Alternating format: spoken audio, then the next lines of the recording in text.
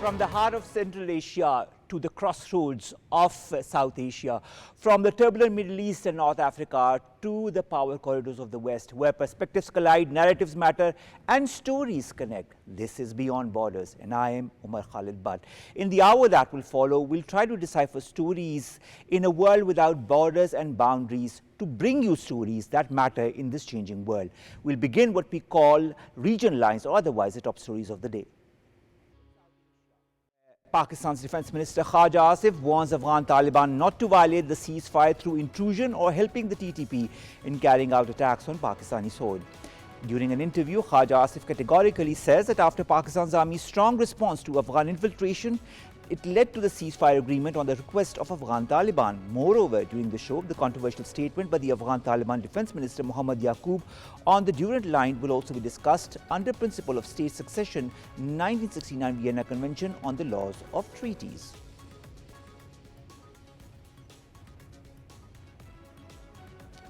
In India, the Modi-led BJP regime has launched a sweeping crackdown on Muslims across several states for displaying I Love Muhammad in honor of Prophet Muhammad sallallahu alaihi wasallam.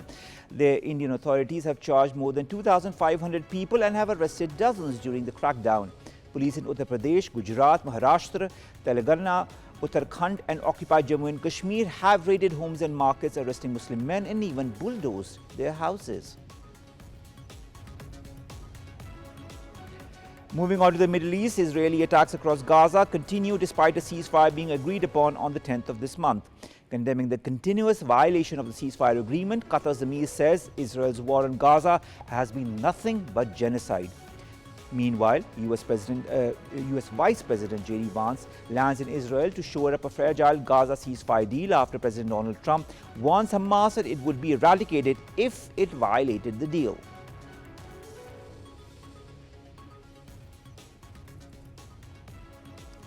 Now, in the West, the US government shutdown enters its fourth week, forcing the National Nuclear Security Administration to furlough over 1,400 workers responsible for safeguarding the country's nuclear stockpile. Key nuclear sites in Texas and Tennessee have entered safe shutdown mode with just 375 staff left on duty. This shutdown, now the longest full stoppage in US history, is deepening political deadlock. President Trump blames Democrats and warns of stronger measures, while Senate Republicans push for a deal on health subsidies to end the crisis. And lastly, former French President Nicolas Sarkozy has become the first French ex-president to go to jail as he begins a 5-year sentence for conspiring to fund his election campaign with money from late Libyan leader Muammar Gaddafi. Sarkozy, who was president from 2007 to 2012, has appealed against his jail term.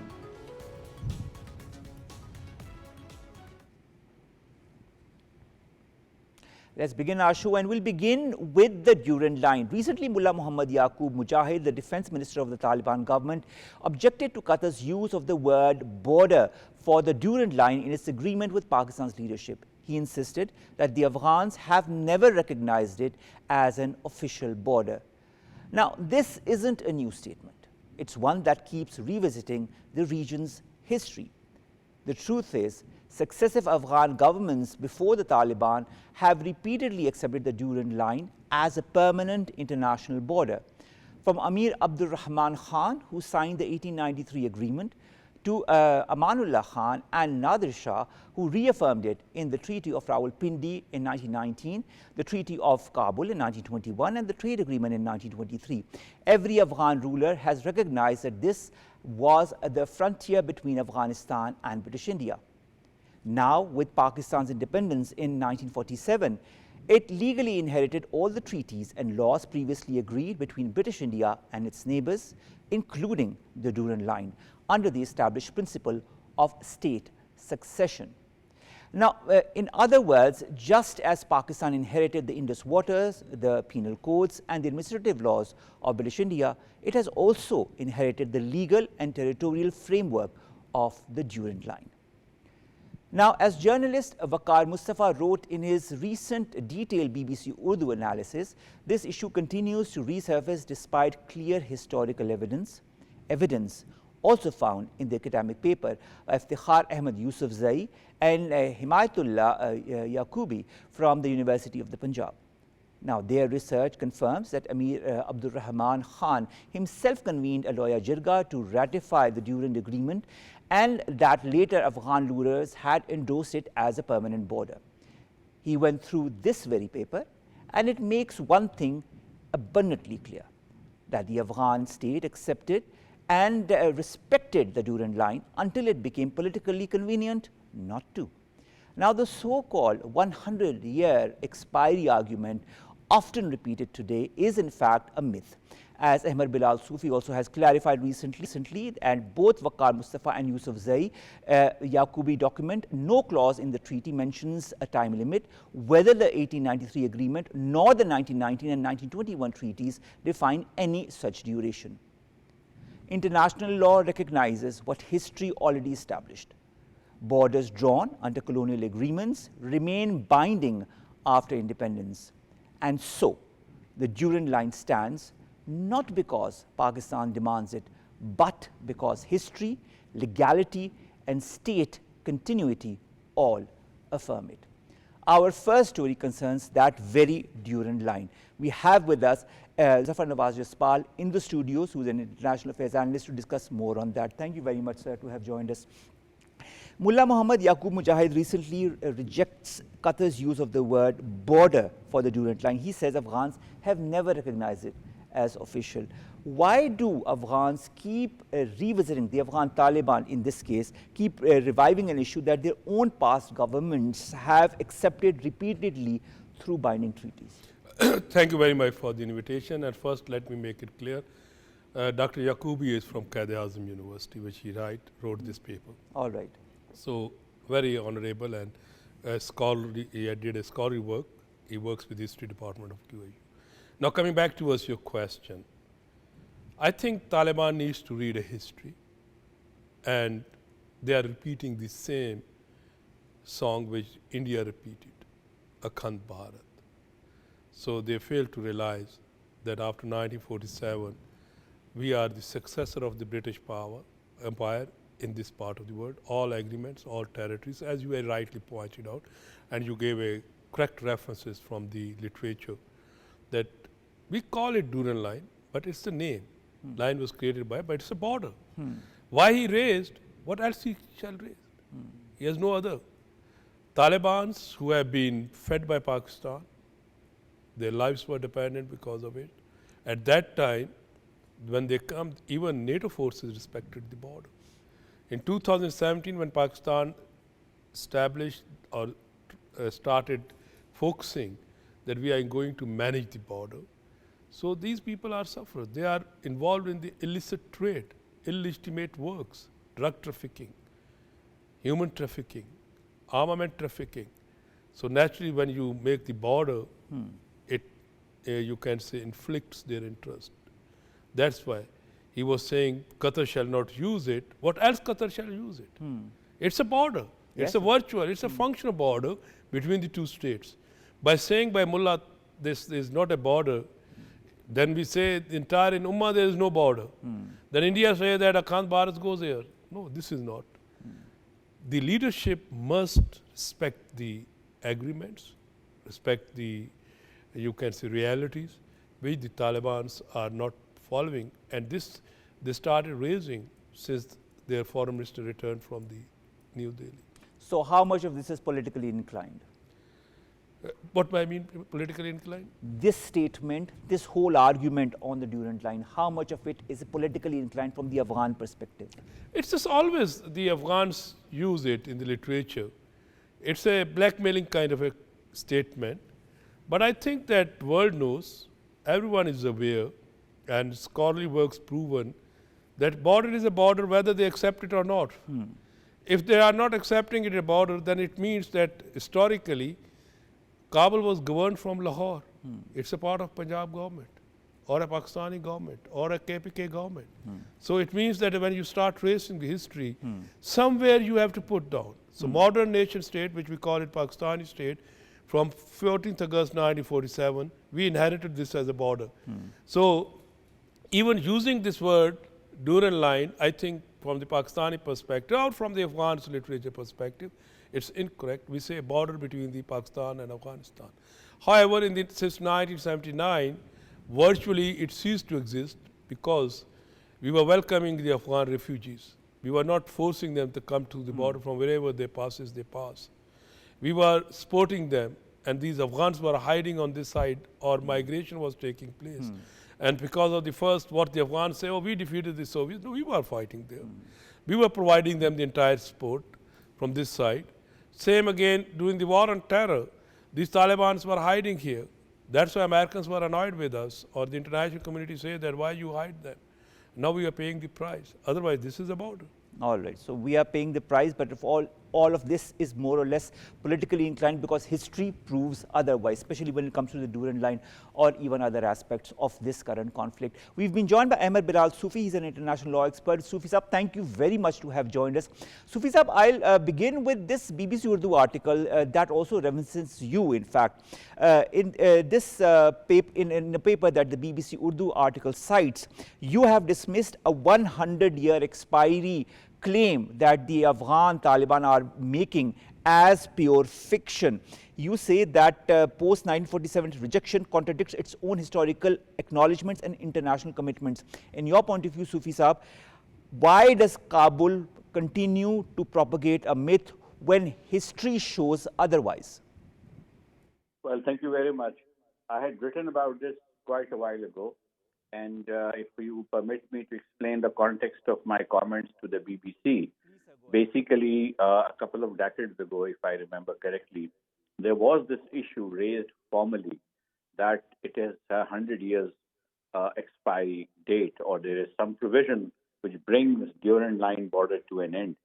So at that point in time, I had tasked my research team at the International Law Research Center that we had set up.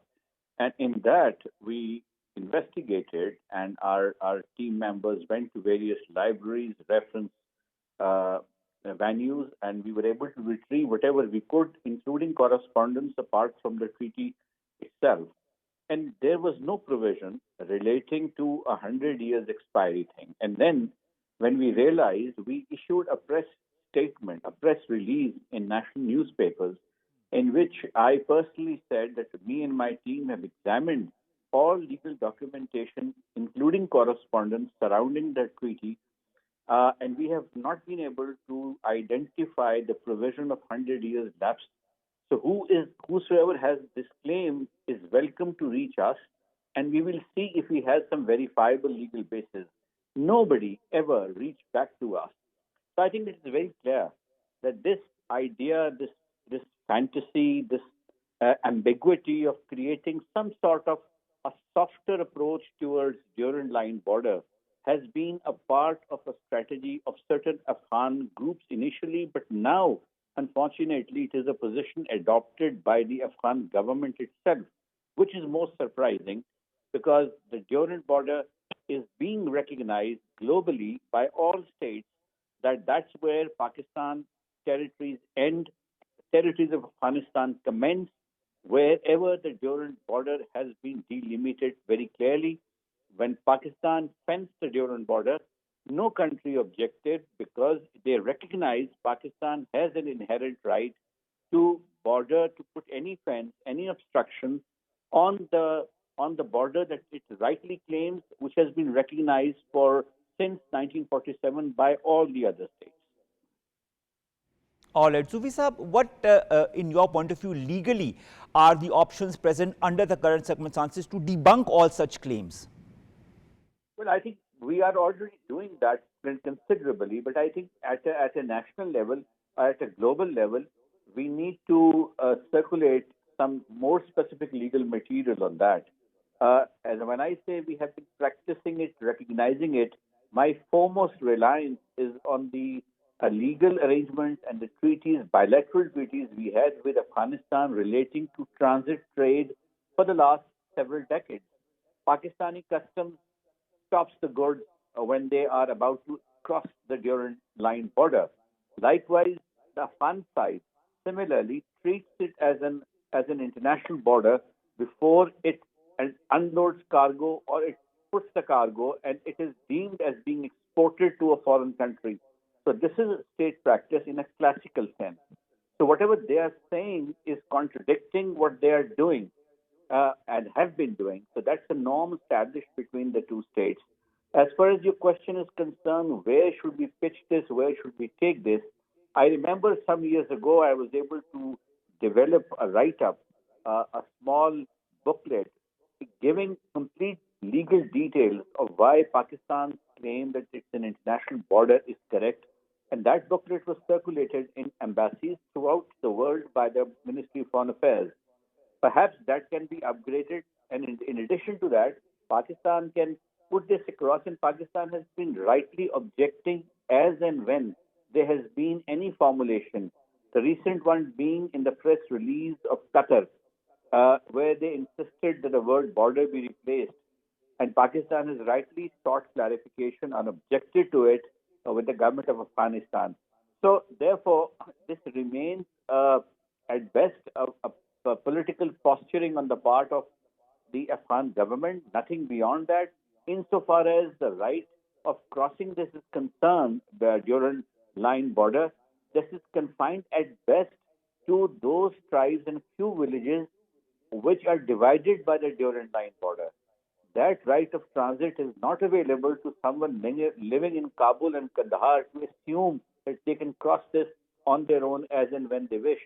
This is an international border, and all trappings of international law, restraints, restrictions, regulations which are applicable to any international border are applicable here. All right. Finally, Soofi Saab, a small answer to my last question regarding this very conversation. Under the principle of state succession, Pakistan inherited all the laws and borders and treaties of British India, particularly under Article 62 of the Vienna Convention. Legally, how important is this convention in this time and space as well? Well, certainly this is very important in two contexts. First of all, in the context of the Durand line border and also in the context of Indus Water Treaty, because that is also associated with the territory of the states, a division of the water relating to territory. On the Durand line border, Article 62 is very clear. And let me also clarify that Vienna Convention on Laws of Treaties was made in 1960s. And sometimes the Afghanistan, some voices say it has no retrospective application. And I submit that Vienna Convention is in the nature of a codifying law. It is not a treaty which creates a new law, and therefore the issue of retrospectivity does not arise. This is a treaty which is documenting simply what has been practiced over centuries. So therefore, the argument that the Durand line border treaty has sanctity, being a border treaty, cannot be diminished on account of this argument of retrospectivity. Further, if I remember correctly, in 1969, the Supreme Court of Pakistan, in a specific case of a smuggler who was bringing goods inside Pakistan, and he argued that Durand line is not a line and therefore there is no import into Pakistan, and I haven't done smuggling.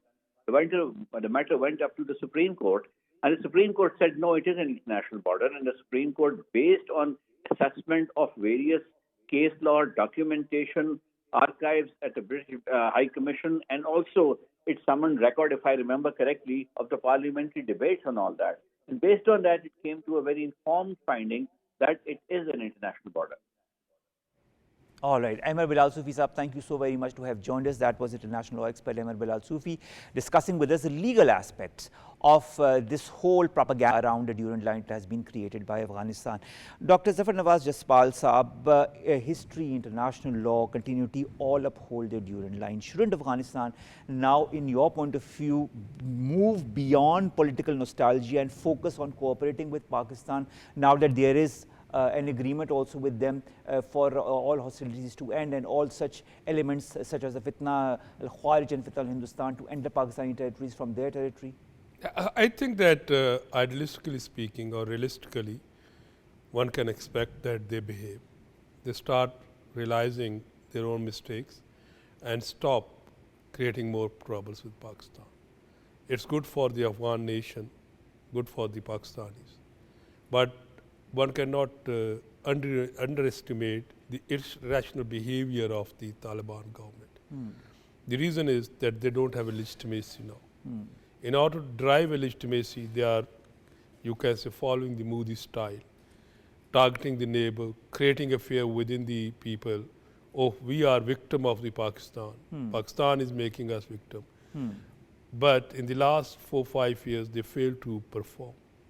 They had a commitment with the international community to end all these sanctuaries, but still there are 22 types of the terrorist organization or syndicates residing in Afghanistan.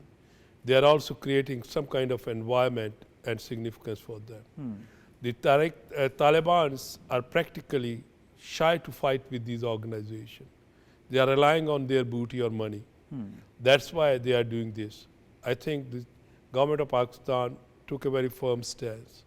First, I think that it's a big shift in Pakistan's foreign and strategic policy, that we started treating Afghanistan as a sovereign state and started giving them a message instead of appeasing with a brick with a brick.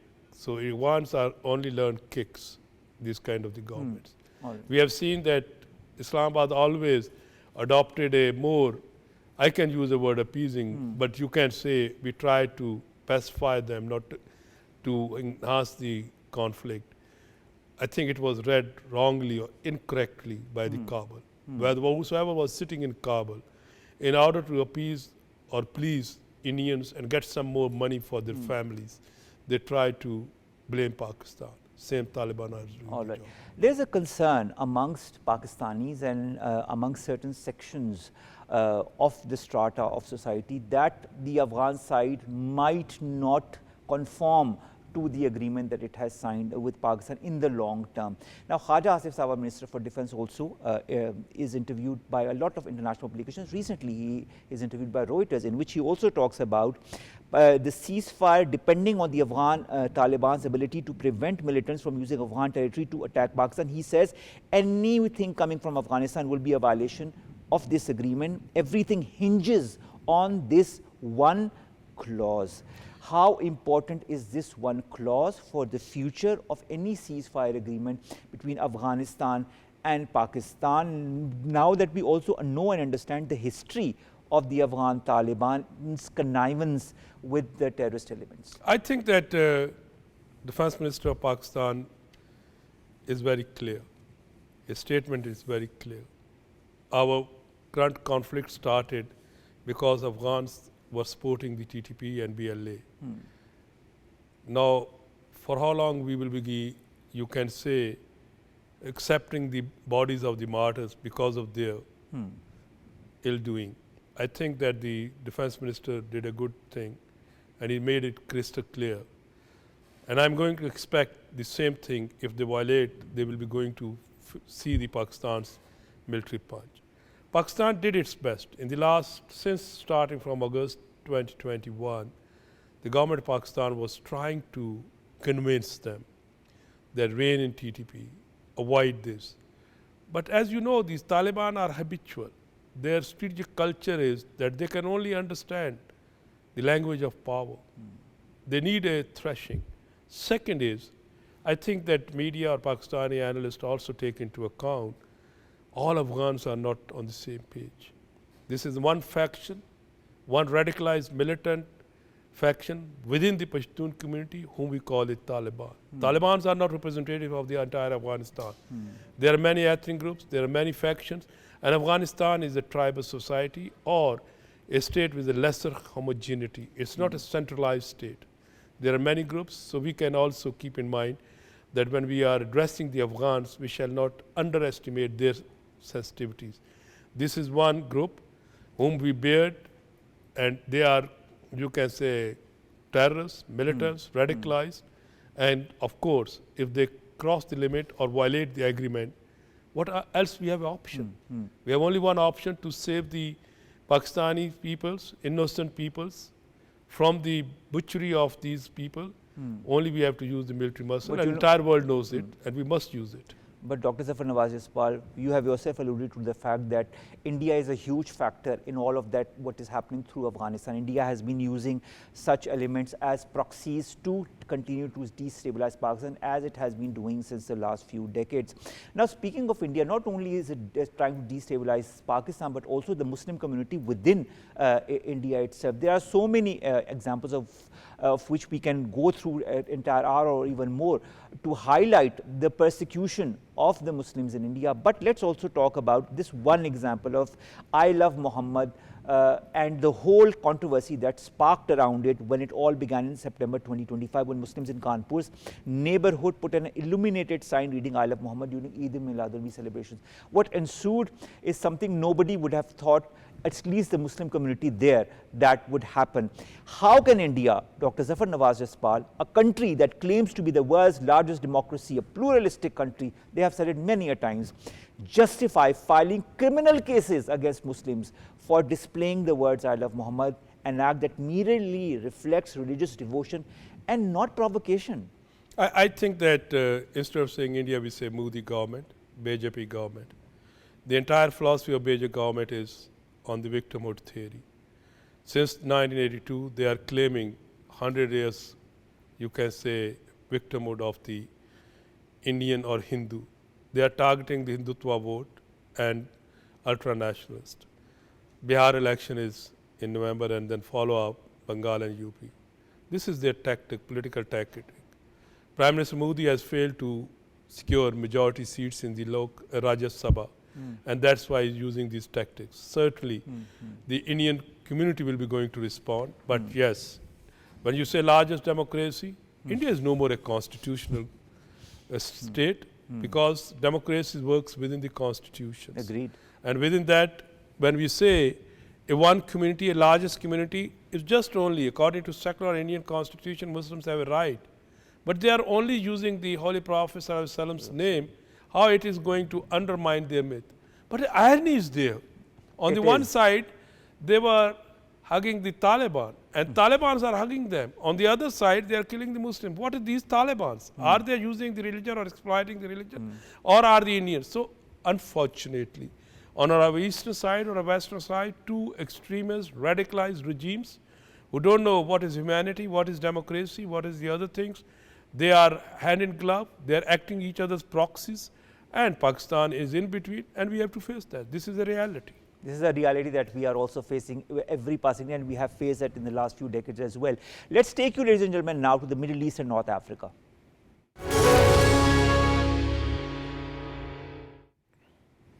Day 746 of the whole conflict that began between Palestine and Israel. A lot has happened since, including a ceasefire agreement. But Israel has breached that ceasefire agreement many a times. More in the following report.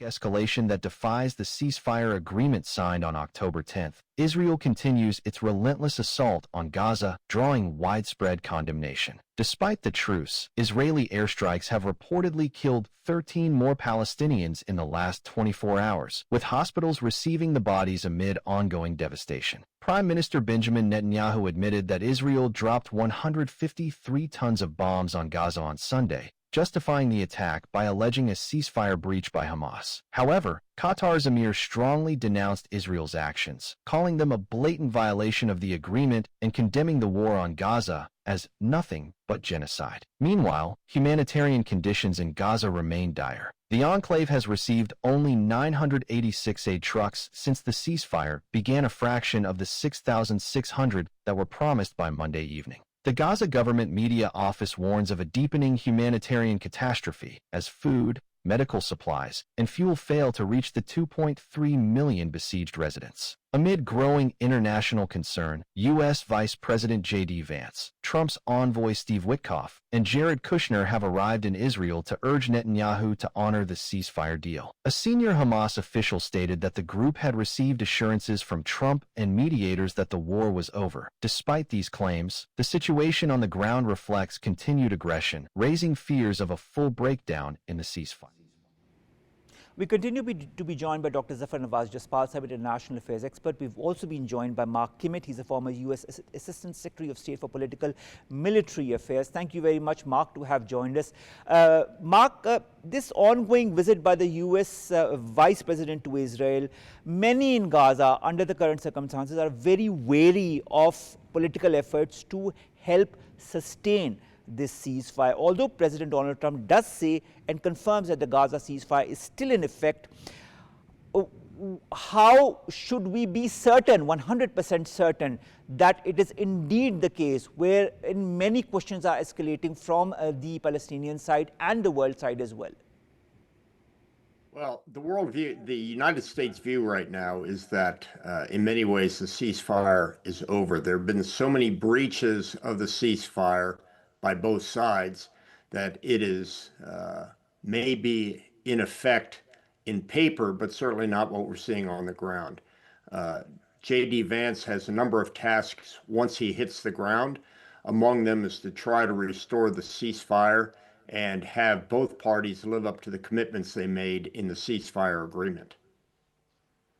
All right, but Mark, I'd like to understand, so many different questions arise as to how Israel continues to violate as well that very ceasefire agreement that had been put in effect.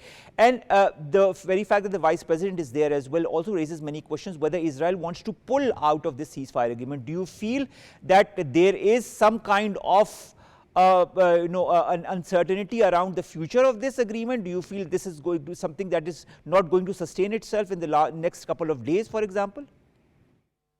I don't think the ceasefire will hold until Hamas, as they have agreed, returns all the bodies of the hostages. That, to me, is the linchpin for keeping this ceasefire in place.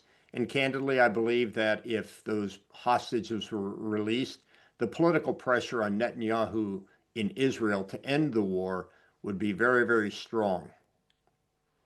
But Mark, I'd like to understand, you say that the onus of responsibility is on Hamas, where on the other hand, if you just look at the number of casualties, which has exceeded 67,000, and those who've injured, that has a number that has ended more than 100,000 or 120,000, where does the balance stand as far as, I mean, you can't just put the onus on one side, one end, when the other end has been, inflicting heavy casualties on Palestinians. And mind you, not all of those Palestinians who've been killed mercilessly, the 67,000 plus, were members of Hamas or any political group. I think the United States sees it a different way, that the onus should not be on the number of casualties or the number of civilian injuries. Those are tragic. We need to get food in. We need to stop the fighting. We need to live up to the provisions of the agreement. But the fact remains, I think, in the American view, the hostages are the next step as part of the ceasefire. Hamas have been given a number of days to return the dead hostages. That indicates from the Israeli side that the ceasefire has been violated. That gives the legitimacy of the Israelis to go back into Gaza to continue fighting to get the ceasefire back in place. That's the view of the United States government.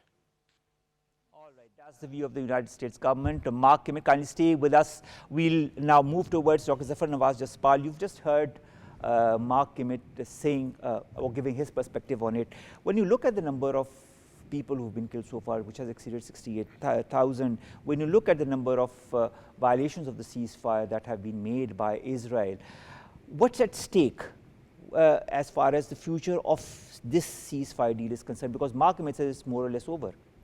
I think that Mark has to admit it. He failed to admit the Americans' engineered ceasefire has been violated by Israel. Hamas promised to give the, you can say, captives or hostages, but Hamas also told that there are many dead bodies under the debris. We need a heavy machinery to dig it. There are 10,000 more than Palestinians' bodies under the debris.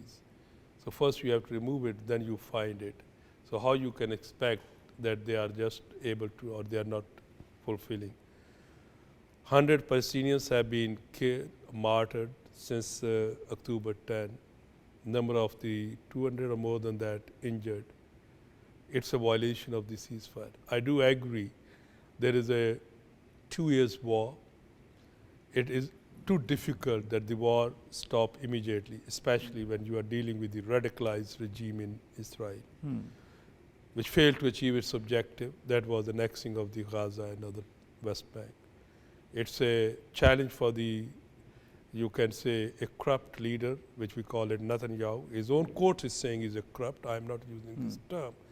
I'm very careful in this. But Americans are responsible. Whose 20 points resulted in a ceasefire, though Muslim countries, 8 Muslim countries supported. But no honest lies on the J.D. Vance or Trump's Middle Eastern representative in the Middle East, Witkoff, that they ensure and they reprimand Netanyahu why these 100 people were martyred. All right. So that is the reality. But of course, the things will take. And if they are thinking that Israelis, with the American support, yes, it seems that they achieved certain objectives. No, they failed. All right. All right. Well, thank you for that clarification. Mark, I'd like to understand something as far as your perspective is concerned. A senior Hamas official declares recently that his group, that is Hamas, has been assured by Trump and the mediators that the war in Gaza is over. My question to you is this war really over? Well, first of all, both of you have characterized my comments as my personal opinion. I have not expressed my personal opinion. I've expressed the position of the United States government. And I think in terms of the status, no, the United States does not believe this war is over. And not only is this war not over, that would have to be the case of the fulfillment of the entire 20-point peace plan. More concerning, however, is that we are only in phase 1 of the ceasefire, the first 4 points of the 20-point plan, and that is not going well. Look, I think we need to understand that ceasefires around the world throughout history have had significant number of violations, but the number of violations that we've seen on both sides to this peace plan is extreme, and I think that's why the United States believes that the onus is on Hamas to return the bodies, and then once the bodies are returned, the United States will apply full and appropriate measures to have the Israelis withdraw. All right, Mark. All right, stay with us. Dr. Zafar Nawaz Jaspal, you've just heard again Mark, and he says this is the US point of view, not his personal, and that is how we should relate to it from now onwards. But we are seeing the aid not entering Gaza as it should, as had been enunciated in detail in this agreement. This is not happening. People are not getting the food and water as had been prescribed in the agreement. Then we continue to see settler violence increase in the occupied West Bank as well, especially during olive harvest. Farmers are attacked, harvest stolen, children are shot dead. Does this pattern suggest a wider campaign to somehow, directly or indirectly, to any extent, erase Palestinian presence beyond Gaza itself? I think that if the Americans think that they are not part of this Israelis war, I think they have to be corrected. Israel cannot sustain this military operation against the Hamas without the Americans' generous support. Israel was incapable to defend itself against the Iranian missiles without the interceptor which were fired by the American ships. So this is a reality. Everyone is aware. No one can deny this reality. But anyway, coming towards the point, Israel desires, Netanyahu desires to annex this, but he failed. And I appreciate that Americans' 20 points recognize this right of self-determination. Now my point here is the Trump administration responsibility is there to steward this ceasefire in a manner that casualties shall be stopped. Israel's, you can say, aggressiveness shall be stopped. Where the Americans are demanding that the Hamas shall act and provide the dead bodies of the hostages, yes, I support this argument. but they have to provide the machinery or other things. I'm not here defending the Hamas, but I'm here to defend the 20 points agenda which my government, you can support it, but why the Americans are shy to ask the Israelis to stop the fighting. It's Norman, I agree with the Marx that ceasefires followed up some kind of these things because some ashes in the dust continue brewing or sparking. But we have to not forget that it's the responsibility of the brokers of this ceasefire to emphasize that this ceasefire shall continue. So truce shall not end, and the innocent people's killing shall stop. Let's hope that does happen. Mark, my last question to you regarding this very segment, and I'd like to understand the importance of the role of the United States as a mediator, as a very important ally of Israel, and also as a very important superpower in the world when it comes to handling issues such as that of Palestine and other issues in the Middle East. How important will be the US role in the days, in the weeks to come, to somehow find a solution that is long-term? Well, first of all, I think we've got to recognize, we could argue this all day, is it a chicken or the egg argument? Which came first? Is it the Hamas violations of the ceasefire which caused the Israelis to respond? Was it the Israelis' breaking of the ceasefire which caused Hamas to respond? I don't think we will ever know that. I would agree with my colleague that the United States is party to this conflict by the weapons it has provided to the Israelis. Now, the issue about the onus of stopping and enforcing the ceasefire, I think it's not just the United States, but it's the other guarantors of the agreement. It is Qatar, it is Egypt, it is those other countries who forced Hamas to sign up to this ceasefire.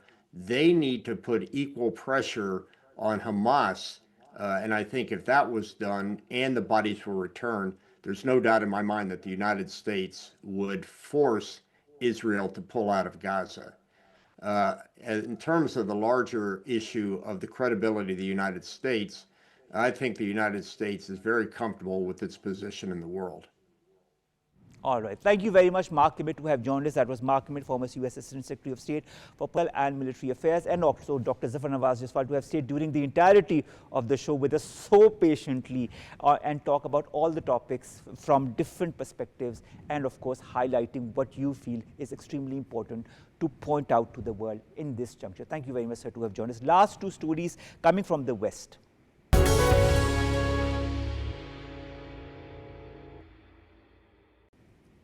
Firstly, the U.S. National Nuclear Security Administration, which is the agency responsible for maintaining as well as safeguarding America's nuclear weapons, has started to place most of its staff on unpaid leave starting from Monday, as the government shutdown has entered its fourth week without any resolution. According to the Department of Energy, around 1,400 federal employees have been furloughed, while nearly 400 essential workers have been told to remain on duty to protect critical property and ensure safety. This, of course, continues to remain the longest shutdown ever, at least in U.S. history. Finally, let's take you to Europe, to France, where former French President Nicolas Sarkozy has begun his 5-year-long jail term.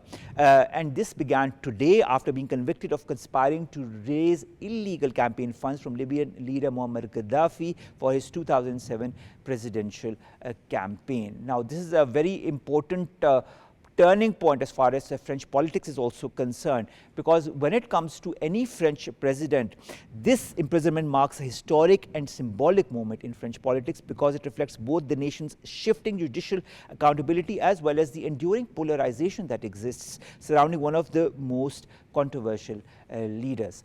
This, ladies and gentlemen, brings us to the end of today's Beyond Borders.